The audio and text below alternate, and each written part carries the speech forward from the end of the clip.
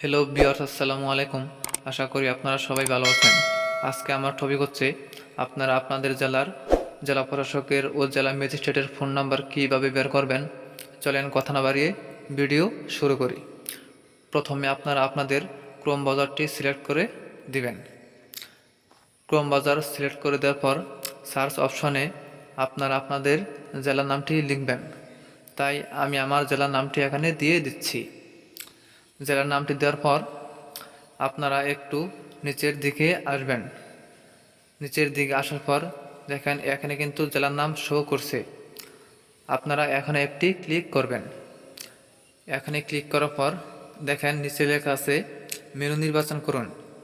এখানে একটা ক্লিক করবেন।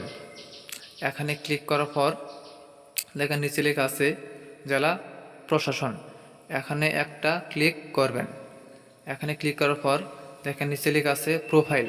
আপনারা এখানে একটা ক্লিক করবেন। এখানে ক্লিক করার পর আপনারা একটু নিচের দিকে চলে আসবেন।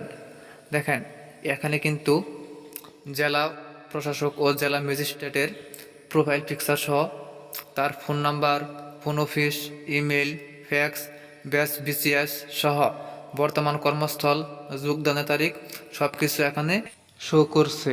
তাই আপনারাও কিন্তু আপনাদের জেলা প্রশাসক ও জেলা ম্যাজিস্ট্রেটের ফোন নাম্বার এবং প্রোফাইল পিকচার সহ এইভাবে বের করতে পারেন। আশা করি ভিডিওটা আপনাদের কাছে খুব ভালো লেগেছে।